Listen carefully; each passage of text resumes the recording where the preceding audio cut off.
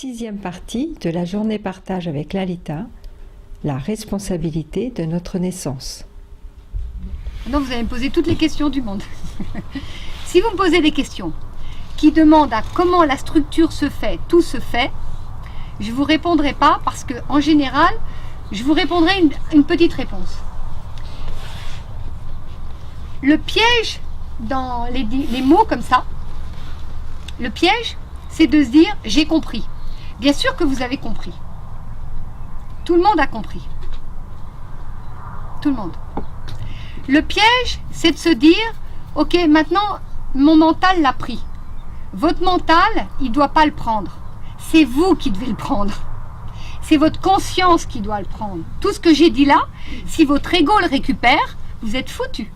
Ça vous sert littéralement à rien. Vous avez juste écouté et intellectuellement, vous avez développé ce qui est, je dirais, une certaine gymnastique intellectuelle.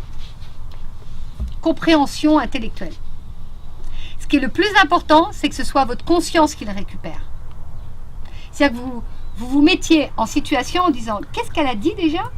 Elle a dit naissance, mystère, ma vie ou mon existence. Nous étions des joyaux. Ça peut briller. J'en connais pas le mystère. Est-ce que je brille, moi? Qu'est-ce que je fais de mon amour? Qu'est-ce que je fais de ma souffrance? Est-ce que j'ai ma voix?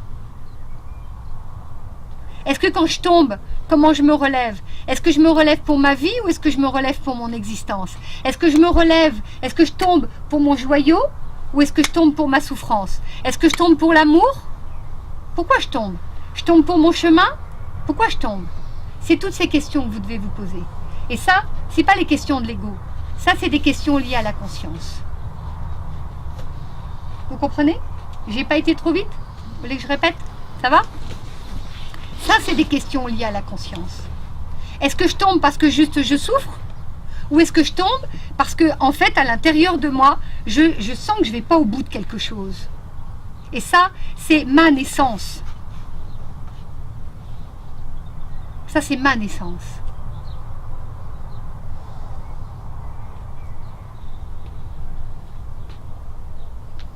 Je t'en prie. Si je me demande comment faire la différence entre les souffrances utiles et les souffrances inutiles, est-ce que c'est une question de l'ego ou de la conscience? Ça dépend. Ça dépend de d'où vient ta question.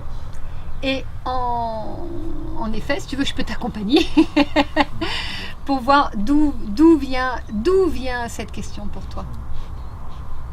Pourquoi tu la poses? Réponds-moi, pourquoi tu la poses? Parce que je voudrais m'orienter plutôt vers les souffrances utiles que les souffrances inutiles. Les souffrances utiles que les souffrances inutiles? Oui. Ok. Alors,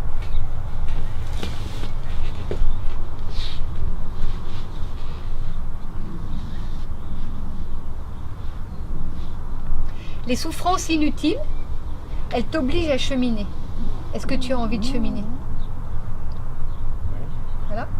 Donc, pour que tu comprennes les souffrances utiles et inutiles, il est déjà important avant ça, que tu sois responsable.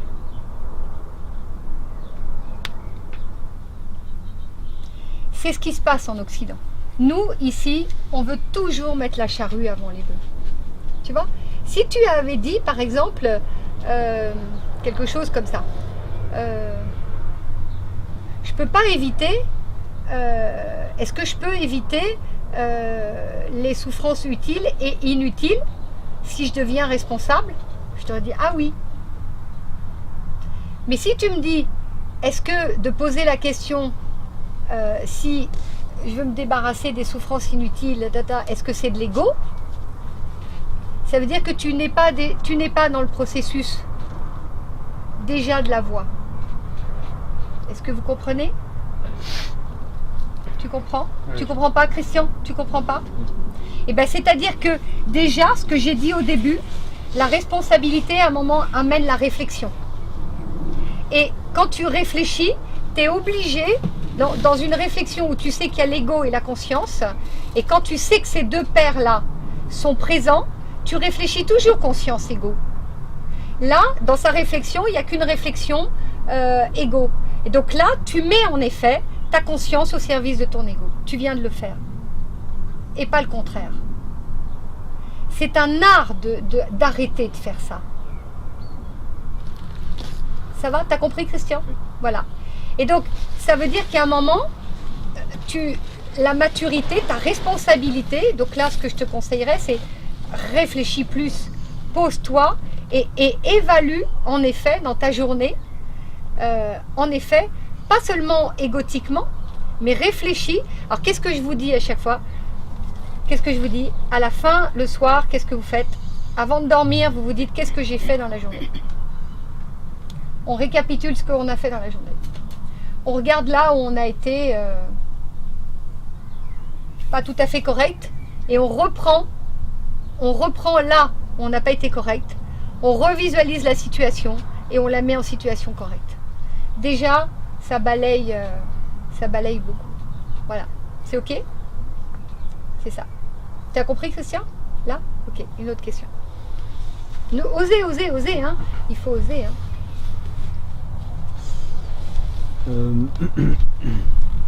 La question n'est pas très formulée, mais c'est par rapport au moment où tu as dit et les rencontres qu'on fait dans l'existence. Je sais plus pourquoi tu as dit ça en fait. Parce qu'on m'a dit de le dire. Parce qu'il fallait que ça soit dit. Alors pourquoi on m'a demandé de le dire? Je pense qu'on m'a demandé de le dire parce que là, ce dont je parle là, c'est nous, vous, sur votre voie. C'est-à-dire de ne pas oublier les éléments qui nous composent. Donc d'une certaine manière, ça tourne autour de l'être, ça tourne autour de vous, d'une certaine manière, c'est-à-dire de l'individu personnel. Mais je pourrais encore dire d'autres choses. Je pourrais dire que, bien évidemment, sur cette voie, si une autre fois je fais, par exemple, pourquoi peut-on croire à la réincarnation? Un autre sujet. Hein? Pourquoi peut-on croire à la réincarnation? Et là, j'en ai pas du tout parlé, n'est-ce pas? J'ai pas du tout évoqué ça. Voilà. Mais si je rajoute le fait que éventuellement on pourrait croire à la réincarnation, éventuellement. Bien évidemment, dans ce système de réincarnation, il y a aussi un ordre. Et dans cet ordre-là, tout est tellement orchestré. C'est tellement une montre. Je veux dire, c'est tellement minutieux. Alors aujourd'hui, ça ne serait pas une montre, mais l'ordinateur, ou enfin ce que vous voulez, ou le cerveau. C'est en restant, je veux dire, au niveau de l'être humain, c'est tellement... Regarde, quand tu manges, tu as ta digestion, là, c'est tellement orchestré, n'est-ce pas? C'est tellement fait d'une manière absolument extraordinaire, on est d'accord? Eh bien, si tu mets cette notion de réincarnation dans cet orchestre qui est ta naissance, il y a là les personnes qui vont t'aider pour faire ton chemin, mais aussi pour t'aider dans ces épreuves. Et c'est primordial, je crois que c'est pour ça qu'on m'a dit, tu dois le dire ça. Je dois le dire. Parce que c'est presque plus important, presque plus important que, et tout autant important que notre chemin. C'est-à-dire, si nous faisons notre chemin pour nous et que nous ne réalisons pas qu'autour de nous, il y a tous ces êtres qui nous occupent, on devient comme cette troisième personne. C'est ce que je partageais tout à l'heure. Nous pouvons avoir un chemin spirituel et ne pas être responsable. Hein. Il y a des êtres qui sont comme ça. Voilà. Donc, pourquoi? Parce que ces êtres qui nous entourent, parce que nous sommes un ensemble, parce que nous sommes interreliés, parce que ce que tu penses, eh bien, à un moment, je veux dire, c'est moi-même. Quand nous nous développons dans ce joyau, hein, plus ce joyau se développe, plus l'autre, il n'est plus séparé de nous. Pourquoi moi je suis télépathe? Pourquoi je peux entendre? Pourquoi je peux sentir l'énergie? Pourquoi tout d'un coup? Parce que à un moment, eh bien, la séparativité entre vous et moi, à un moment, elle ne se fait plus. Et puis par moment, ping, elle se refait. Donc là, je fais mon petit truc et puis je dis hop, hop, hop, stop, stop, stop. Mais quand on s'ouvre l'autre, il est tout aussi important que nous. Sur ton chemin, l'autre, il est tout aussi important que toi. Ben oui, tout aussi important que toi.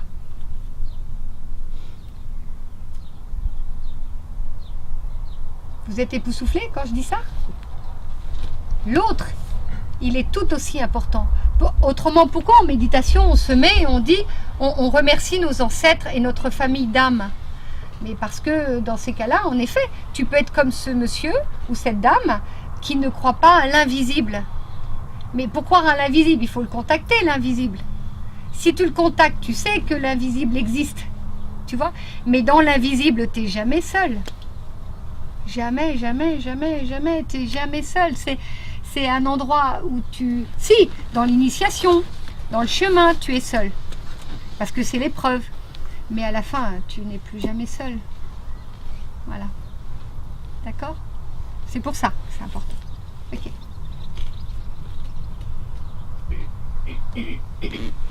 Oui, je veux dire, est-ce que de la même manière, nous rencontrons des êtres? Est-ce que nous sommes aussi sur la voie d'autres êtres? Exactement, c'est tout à fait en interaction. C'est-à-dire, c'est absolument comme ça que ça se passe. C'est-à-dire que, je vous ai raconté tout à l'heure la manière dont nous nous sommes rencontrés. Eh bien, on peut dire que oui, bien sûr, mon cher fiston a fait que, mais on peut dire aussi que mon cher fiston, il ouvre, il rencontre toujours des êtres. Et il a rencontré aussi un être.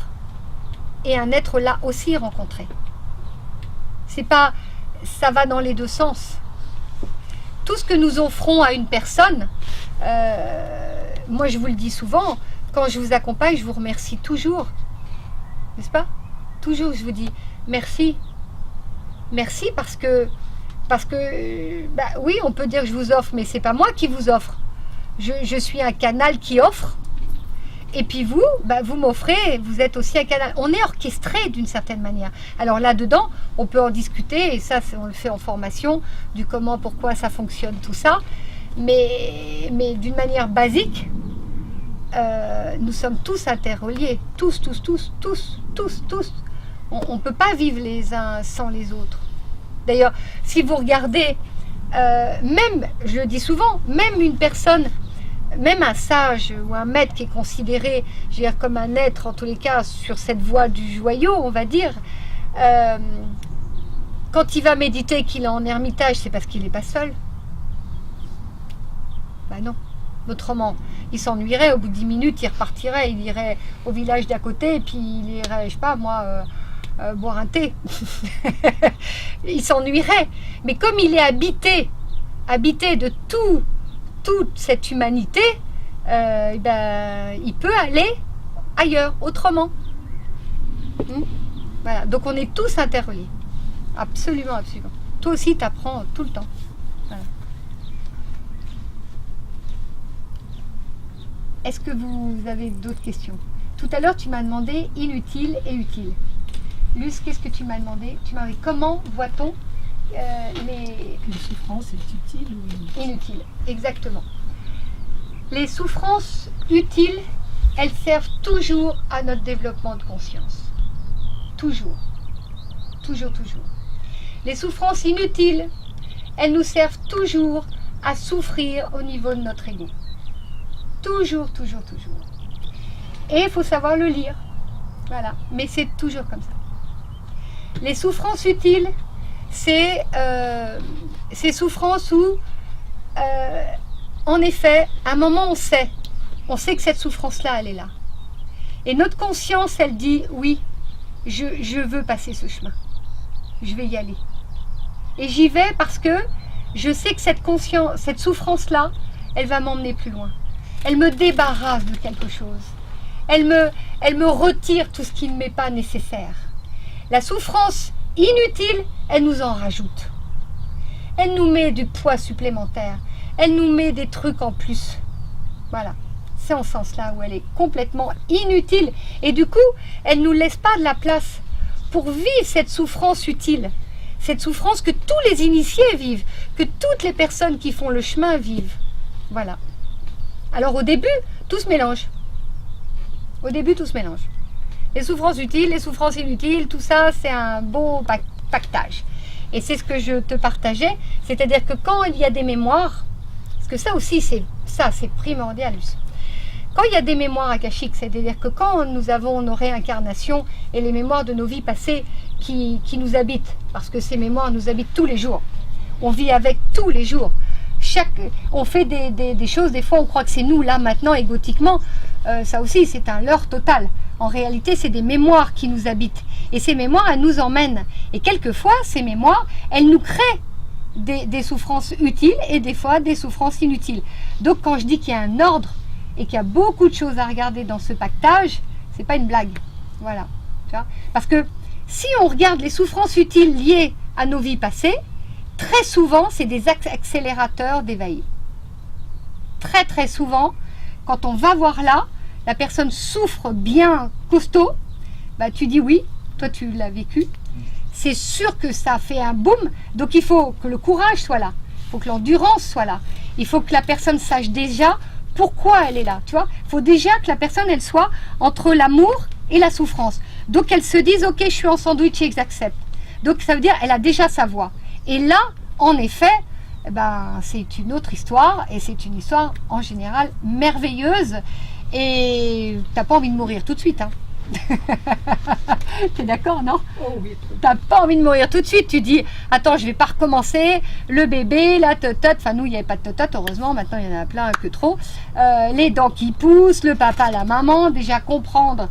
Je suis née avec ce papa, cette maman et ainsi de suite. C'est ce que je te disais à ce propos tout à l'heure. Ce que je dis, c'est à la personne. Tu vois, je le répète pas. Ce que je t'ai dit à toi, c'est à toi que je le dis. Et toi, après, je vais te dire tout à l'heure, mais je dis pas ça parce que c'est pas ça qui doit être entendu. Voilà.